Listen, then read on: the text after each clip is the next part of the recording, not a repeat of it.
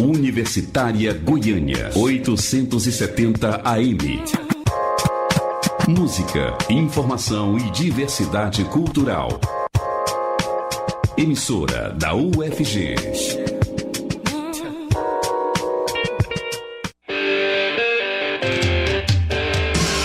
Começa agora o Estação Esportiva. As notícias do mundo do esporte de um jeito que você nunca ouviu.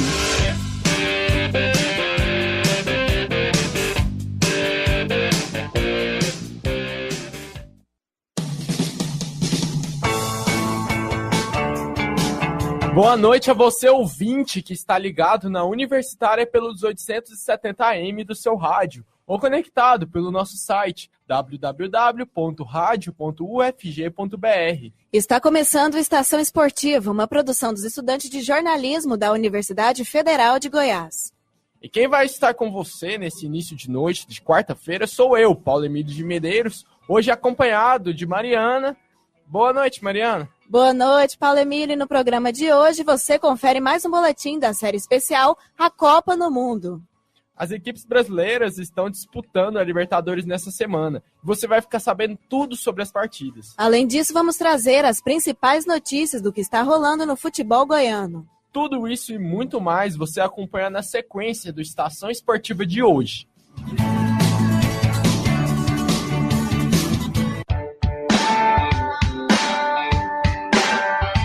Futebol goiano.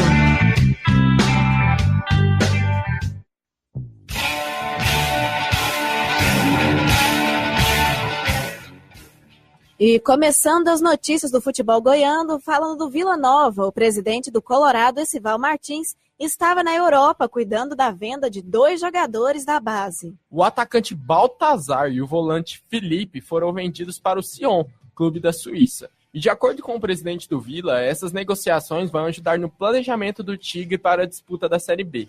Esival Martins não quis falar em valores, mas destacou o quanto essa negociação foi importante para o orçamento do Colorado. Além disso, o presidente deixou claro a porcentagem de direitos que o Vila tinha de cada jogador.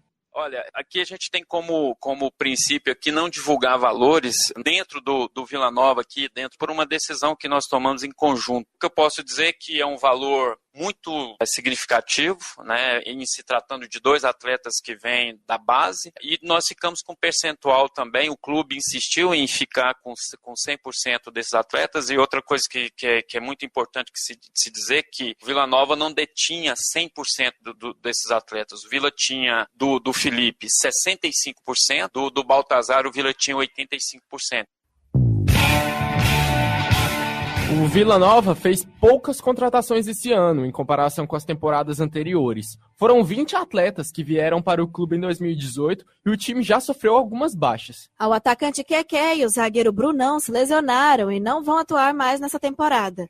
E segundo o Esival Martins, isso foi mais um dos motivos que fez com que o Colorado goiano negociasse a ida de 2 jogadores de base para a Suíça. Além do orçamento, o presidente destacou como uma negociação internacional pode abrir portas para o clube. Nós abrimos uma porta importante para o Vila Nova, de que a gente agora colocou o Vila Nova dentro da esfera do futebol internacional. Então, Vila tem 2 jogadores hoje que saíram da base, que é bom que se diga, que saíram da base e foi direto para um time. Eu acho que isso é inédito no futebol goiano, né, essa negociação. Então, nós ficamos muito felizes com a recepção que nós tivemos lá e com as possibilidades que vão surgir a partir desse negócio, que essa porta que se abriu, porque o futebol ele é muito dinâmico, né? Então, o mundo do futebol vai passar a olhar para o Vila de uma forma diferente.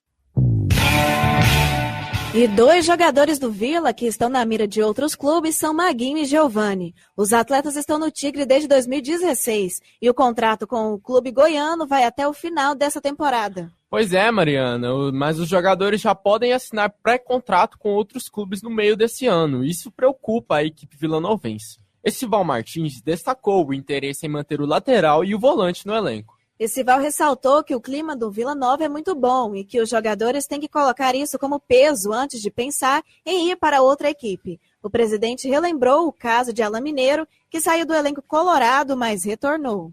E ontem o Vila teve mais uma baixa na equipe. O volante Moacir teve que sair mais cedo do treino por causa de dores na coxa. E é provável que o atleta fique de fora da próxima partida. Moacir ainda está passando por exames no departamento médico. E caso não consiga ir para o duelo contra o Coritiba no sábado, o substituto provável é Denner. O técnico Emerson Maria comentou como a equipe vai se postar diante dessas lesões.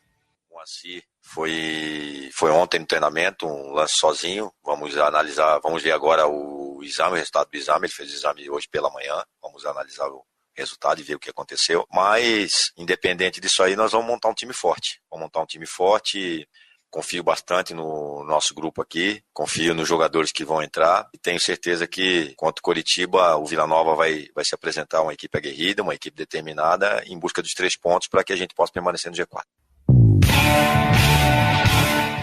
Vale destacar que Denner é o possível substituto de Moacir porque o Wellington Reis, que seria a primeira opção de mudança, também está machucado. Se jogar, essa vai ser a estreia de Denner pelo Vila Nova. O atleta não atua desde abril de 2016, também por motivo de lesão, quando ainda fazia parte do Figueirense. O Atlético vai entrar em campo amanhã, em duelo contra o Oeste. E o repórter Matheus Alves vai trazer as últimas notícias sobre o Dragão. Confira aí. Boa noite, você ouvinte ligado no Estação Esportiva. Eu sou Matheus Alves e estou aqui mais uma vez para falar sobre o Atlético, que apresentou mais um reforço visando esta Série B 2018. Dessa vez foi um novo goleiro, o goleiro Léo, de 27 anos, revelado pelo São Paulo, que chega para lutar pela titularidade com o goleiro Kleber, que falhou no início da Série B, e Jefferson, que chegou ao clube recentemente e jogou como titular nos 2 últimos jogos. O goleiro Léo tem no seu histórico passagens pelas seleções de base, desde o Sub-15 até o Sub-20. Ele contou um pouco mais sobre a sua trajetória pra gente. Eu agradeço muito a Deus pelas oportunidades que eu tive na seleção, porque foram bastante convocações, desde a Sub-15, Sub-16, Sub-17, Sub-18 e Sub-20, apenas 2 convocações. Mas foram anos com bastante experiência, sul-americanos, mundiais, disputando. E bastante jogos também, mas foi um aprendizado muito bom. Foram aí cerca de 4 anos de convocação, aí, se não mais. Depois de não ter muito espaço no São Paulo, o Léo foi emprestado ao Paraná no ano passado, onde jogou 24 partidas e se lesionou gravemente nas oitavas de final da Copa do Brasil, no jogo contra o Atlético Mineiro, uma dividida com o atacante Fred, acabou fraturando 6 partes da face e depois se transferiu para o Atlético Paranaense, mesmo lesionado, ficou por lá 8 meses e neste ano acabou lutando por uma vaga ali pela titularidade com o Santos após a saída do Everton para o Palmeiras, mas jogou apenas 2 jogos e sofreu nova lesão. Ele chega ao Atlético na busca de novos ares, tentando superar essas lesões que o atrapalharam na carreira. De certa forma sim, né? Porque ainda mais nessa posição nós goleiros precisamos de sequência, né? Então com certeza isso vai agregar bastante para mim. Venho com esse intuito também, né? Claro que eu não venho pensando em recorde, em números assim, mas eu venho para tentar ajudar da melhor maneira possível, com menos gols se for possível. O Atlético, que volta a campo na próxima sexta-feira no Estádio Olímpico, jogando em casa pela 7ª rodada, tenta embalar de vez na competição após vencer na última rodada a Ponte Preta fora de casa. O adversário da vez é o Oeste, que na última rodada venceu o Vila Nova, e o jogo acontece às 7h15 da noite. Para esse jogo, o técnico Cláudio Tencati não vai ter o volante Fernandes à disposição, que é desfalque por conta do 3º cartão amarelo.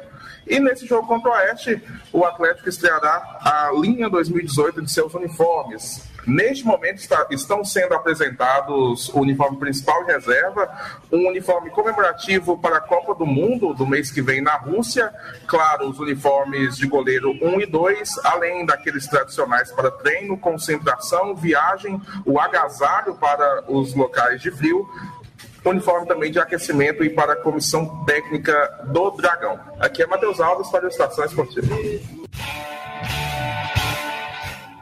Agora falando do Goiás, o Esmeraldino ainda não venceu nessa Série B e ocupa o 18º lugar na tabela do Brasileirão. A última vez que o Esmeraldino venceu foi no dia 18 de abril. Desde então aconteceram derrotas, empates, troca de técnico, mas nada de vitória. Essa é a pior campanha de início de campeonato brasileiro que o Goiás já fez. E o clube goiano já começa a pensar na impossibilidade de acesso para a Série A. Pois é, Paulo, e o atacante Thiago Luiz destacou o mau momento do Goiás na Série B e qual a postura que os jogadores estão tomando para mudar essa realidade.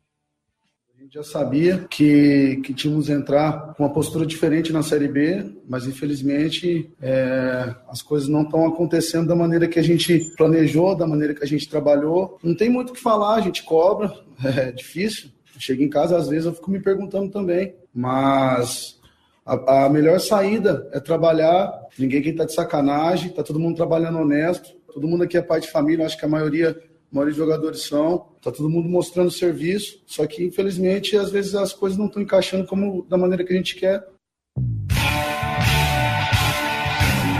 O próximo duelo do Esmeraldino vai ser no sábado, às 4h30 da tarde, contra o Boa Esporte, que é o lanterna da competição. Para essa partida, o Verdão não vai poder contar com Eduardo Brock. O zagueiro levou o 3º cartão amarelo e está suspenso. Outro jogador que também pode ser desfalque é Rafinha. O atleta está com dores no pubis e talvez não entre em campo para o duelo contra o Boa. Lembrando que esse confronto vai ser transmitido pela equipe Doutores da Bola no sábado, a partir das 4 da tarde.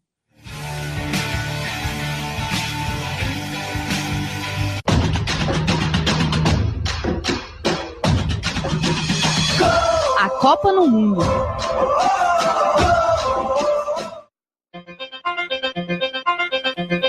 Hoje, no quadro A Copa do Mundo, vamos falar sobre um dos países mais ricos da Ásia, cheio de fãs de videogame e K-pop, além de ter uma grande intriga diplomática. Confira agora o boletim de Fabrício Vera sobre a Coreia do Sul.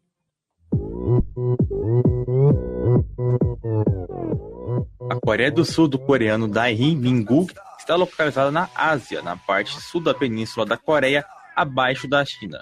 O país faz fronteira ao sul com o estreito que separa do Japão, pelo oeste com o Mar Amarelo e o oeste com o Mar do Japão. Já ao norte, a fronteira é mais complicada, feita com a sua irmã, a Coreia do Norte. Ambos os países estão em uma guerra que nunca acaba. Começou na separação delas em 1948, o norte para os soviéticos e o sul para os americanos. Apesar do clima de que a qualquer momento possa eclodir um conflito armado, sempre existe uma esperança. Essa esperança que se renova seja com o encontro histórico entre o presidente da Coreia do Sul, Moon Jae-in, e o ditador norte-coreano Kim Jong-un. Nesse encontro, foi prometido um acordo de paz para acabar com a guerra, que vai ser assinado ainda nesse ano. Outro ponto interessante é a promessa em trabalhar pela completa desnuclearização da península.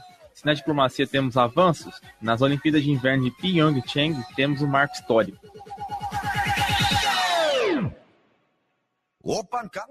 A equipe de hóquei feminino foi montada com jogadores de ambos os países para representar um time da Coreia.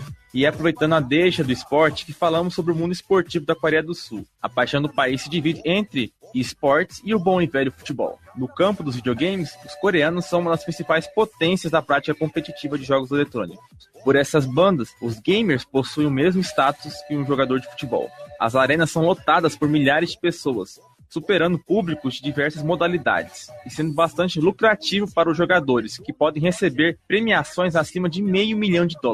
Agora, nos gramados, o país possui uma das maiores ligas de futebol da Ásia, a K-League, e foi sede de uma Copa do Mundo, junto com o Japão, em 2002. Um mundial que traz boas lembranças para os brasileiros. E foi nesse ano que os sul-coreanos fizeram a sua melhor participação em Copas do Mundo, chegando ao 4º lugar. A equipe liderada por Park Ji-sung, o famoso Três Pulmões, jogador que era um talismã no Manchester United, o time chegou até as semifinais, mas perdeu o fôlego contra a Alemanha, perdendo por 1-0 com um gol de Michael Ballack. Mas os tigres asiáticos, como é chamada a seleção, e também como são conhecidos economicamente, honraram o apelido e fizeram um estrago. Eliminaram Itália e Espanha no mata-mata. Desde 2002, a Coreia do Sul não conseguiu repetir um grande feito.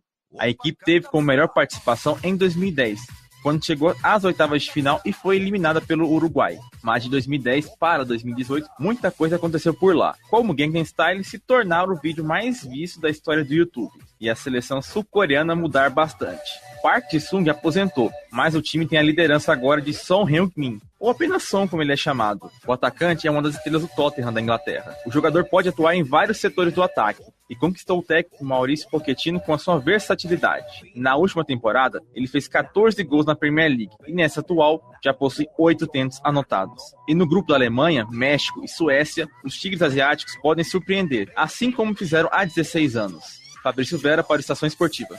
Oppan Gangnam Style.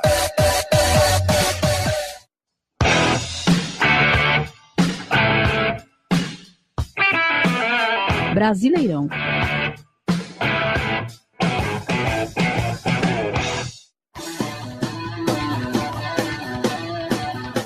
E na noite de ontem foi dada a largada na 7ª rodada do Campeonato Brasileiro da Série B, com 2 jogos. E para começar com chave de ouro, o líder isolado da competição entrou em campo e garantiu a vantagem na ponta.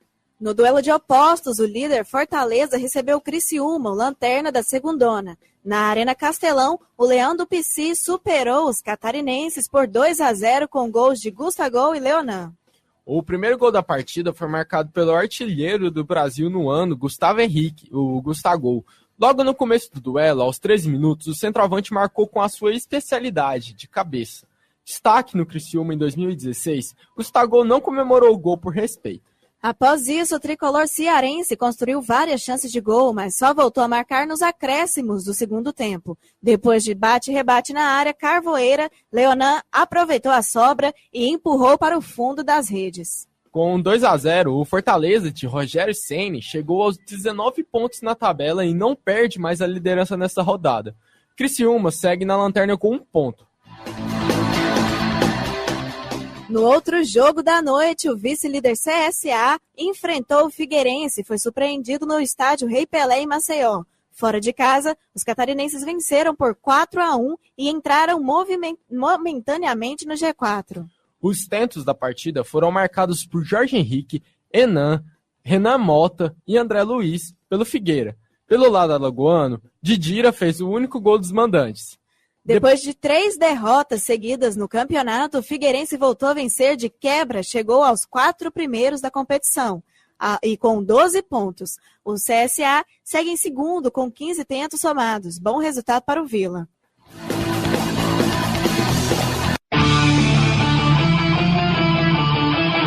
No ar, Estação Esportiva, o programa de todos os esportes. Na Universitária, são 6 horas e 49 minutos.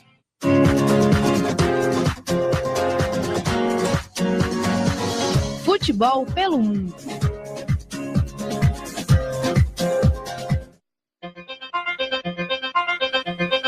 Os clubes brasileiros estão fazendo bonito na Libertadores. Dos 7 times que foram representantes do Brasil na competição, 6 chegaram à vaga para o mata-mata. Apenas o Vasco foi eliminado de forma precoce. Pois é, Mariana. Agora o objetivo das equipes brazucas é alcançar a liderança de seus grupos. Se conseguirem, a vida fica um pouco mais fácil nos duelos eliminatórios, já que eles pegam um adversário teoricamente mais fraco. Teoricamente, né, Paulo? Mas mesmo assim, ser o primeiro dá uma moral diferente para os times. E foi pensando na obtenção dessa confiança que ontem o Cruzeiro bateu o Racing na Argentina por 2-1 no Mineirão. Isso mesmo, Mariana. O primeiro gol saiu cedo, logo aos 2 minutos do primeiro tempo. Thiago Neves esperou o resultado de um bate-rebate na área e aproveitou a sobra para empurrar. 8 voltas no relógio depois, aos 10 minutos, Lucas Silva bateu de fora com consciência e ampliou. Perdendo de 2-0, o Racing veio para cima e aos 27, Centurion descontou de voleio a favor dos hermanos. Mas ficou nisso mesmo. Apesar das boas chances, para ambos os lados, o placar se manteve em 2-1 para a Raposa. Agora, a equipe celeste é a líder do grupo 5 com 11 pontos. Com a mesma pontuação, o Racing é o segundo e também está classificado. Já o Vasco e a Universidade do Chile voltaram para casa com seus míseros 5 tentos. Paulo, mas um clube de grandeza do Vasco não seria eliminado com pouca honra. Ontem, o time de São Januário venceu a equipe chilena, fora de casa, por 2-0. O resultado colocou o Cruz Maltino em terceiro, o que garantiu ao clube uma vaga na Sul-Americana de 2018. Agora com você. E assim, os vascaínos vão dando sequência à volta por cima iniciada no bom jogo contra o Flamengo no sábado. Mas vamos falar do confronto desta terça. O Vasco só tinha feito um gol na Libertadores desse ano. Isso mesmo, mas ontem a equipe encerrou o jejum. Aos 14 do primeiro tempo, Bruno Silva aproveitou o rebote de um chute cruzado e mandou para a rede. Nos 36 do segundo tempo, quando o jogo já estava perdendo sua eletricidade, Iago Pikachu deu mais um choque nos chilenos. Final 2-0 para o Cruz Maltino. Hoje é a vez do Flamengo tentar alcançar a liderança da sua chave, e nada melhor que encarar seu concorrente direto nesse objetivo. Às 9h45 da noite, o rubro-negro vai com tudo para cima do River Plate, o atual líder do Grupo 4. E só para deixar registrado, o atacante dourado já foi avisado que o gol estava impedido e é a presença certa no jogo de hoje. Brincadeiras à parte, caso vença a equipe que empatou com o Vasco, vai chegar aos 12 pontos, deixando os argentinos em segundo com 11. Quanto ao restante da tabela, o Independente Santa Fé, o terceiro do grupo, já está eliminado com seus 4 tentos. O Emelec foi o saco de pancada da chave, terminando a campanha na lanterna com apenas 1 ponto conquistado.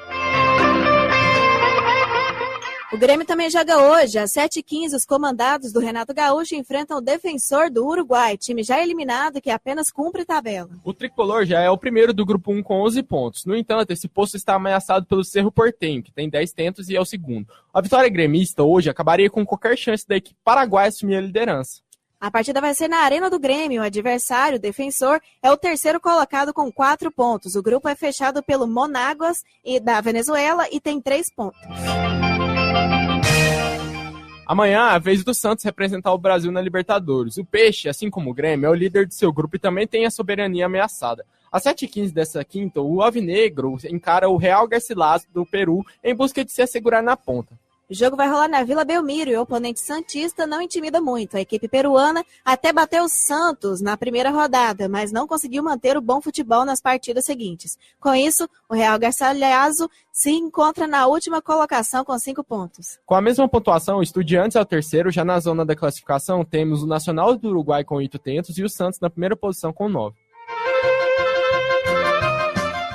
Outro paulista que joga em casa amanhã é o Corinthians. Depois de aplicar 7-2 no Deportivo Lara da Venezuela, o timão encara o Milionários às 9h30 da noite dessa quinta. A novidade é a ausência do técnico Fábio Carilli. O vitorioso comandante aceitou uma proposta do Al-Wehda da Arábia Saudita. Com isso, ele se desligou do Corinthians e não vai estar na beira do campo em Itaquera. Quem assume o Coringão agora é o Osmar Loss, treinador das categorias de base. Mas a situação alvinegra na Libertadores é folgada e permite esse tipo de troca de comando. O Corinthians é o primeiro do grupo 7 com 10 pontos. Em segundo, com o Independente com 7. O terceiro e o quarto ainda têm chances de classificar. O Deportivo Lara tem 6 tentos e o Milionários tem 5.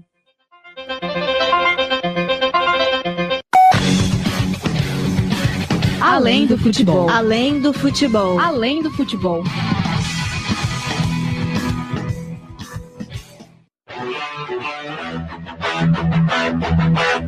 Ontem foi aniversário de uma grande nadadora que marcou a época nas piscinas brasileiras. Estamos falando de Fabíola Molina, que completou 43 anos na última terça-feira. Deixou um legado de grandes títulos no esporte brasileiro. Vamos trazer todas as informações dessa atleta histórica agora com a reportagem de Augusto César de Oliveira.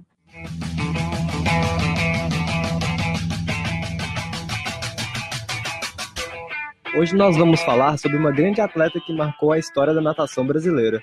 E não falo isso apenas por causa dos seus 1,78 m de altura. A nossa personalidade de hoje é a Fabíola Molina. Ela não é irmã do Zezé de Camargo e do Luciano, mas é filha de Francisco e Kelsey Molina, que também foram nadadores profissionais, que disputavam pela Associação Esportiva São José. A nadadora começou sua trajetória aos 4 anos de idade, quando foi inscrita na natação pelos seus pais. O esporte era uma forma de melhorar seus problemas de bronquite asmática. Aos 6 anos de idade, Fabíola passou a treinar na Associação Esportiva São José, assim como fizeram seus pais. Junto com seu pai, a atleta infantil nadava no mar do litoral norte de São Paulo, atravessando do continente até as ilhas próximas. A sua estreia em competições oficiais se deu aos 10 anos de idade. Aos 11, Fabíola já era campeã paulista na sua categoria. Em 1990, com 15 anos, a ainda promissora esportista já tinha se tornado campeã brasileira pela sua faixa de idade. A sua estreia pela seleção brasileira se deu no mesmo ano. Em 1991, foi convocada aos 16 anos para disputar os Jogos Pan-Americanos de Havana, em Cuba. Além de ser um fenômeno nas piscinas, aos 18 anos ela ingressou na Universidade do Tennessee, nos Estados Unidos, onde foi treinar e se formou em artes cênicas posteriormente. A especialista em nado costas conquistou a medalha de bronze em 2 disputas, nos Jogos Pan-Americanos de Mar del Plata, ocorrido em 95. A primeira medalha veio na disputa da categoria de 100 metros individualmente. Já a segunda veio pelo revezamento 4 por 100 metros medley, junto com Gabriele Rose, Patrícia Ribeiro e Paula Renata Aguiar.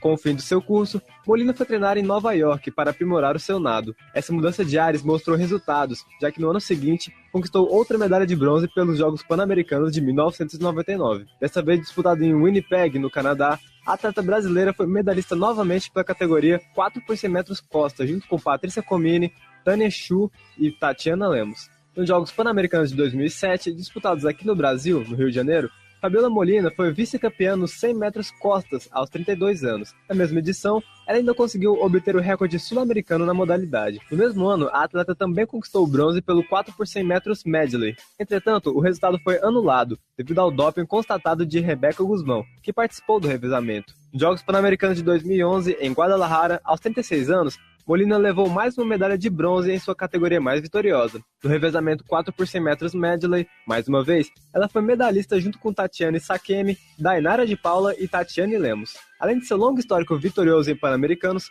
Fabiola também participou de 3 Olimpíadas durante a sua carreira. Ela esteve presente em Sydney em 2000, Pequim em 2011 e, por fim, Londres em 2012. Mas a histórica esportista da natação brasileira não conseguiu mostrar o mesmo rendimento de torneios sul-americanos no circuito mundial. Sendo assim, Molina não conquistou nenhuma medalha olímpica para o Brasil. Em 2013, a carreira de Molina chegou ao fim. Entretanto, a história de Fabiola Molina na natação não deve ser desprezada.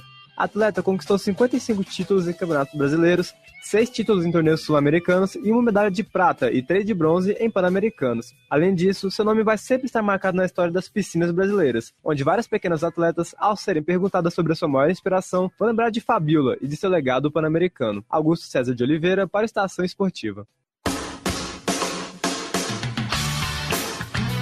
Chega ao fim o Estação Esportiva dessa quarta-feira, de 23 de maio de 2018. Apresentação de Mariana Siqueira e Paulo Emílio de Medeiros. Produções e reportagens de Augusto César, Daniela Versiani, Fabrício Vera, Mariana Siqueira, Matheus Alves e Paulo Emílio de Medeiros. Com edição geral e monitoria de Daniela Versiani, Mariana Siqueira e Dandara Reis. E a orientação foi do professor Ricardo Pavan, com direção geral de Márcia Borati. Trabalhos técnicos de hoje foram de Clóvis Henrique, Murilo Cavalcante e auxílio de Glênia Lobato. O Estação Esportiva é produzido por estudantes de jornalismo da Universidade Federal de Goiás. E para sugestões e participações, basta mandar mensagem via direct no Instagram, @Estação Esportiva, pelo e-mail estaçãoesportiva870@gmail.com ou ligar para 3521-1936. Uma boa noite, ouvinte. Uma boa noite a você, Mariana. Boa noite, Paulo, e boa noite a você, ouvinte. O Estação Esportiva volta na sexta-feira, às 6h30. Na sequência, você fica com o programa A Voz do Brasil. E fica por aqui o Estação Esportiva.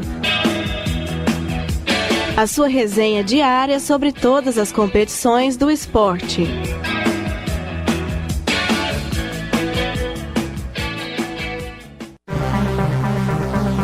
ZYH 754, 870 kHz, AM.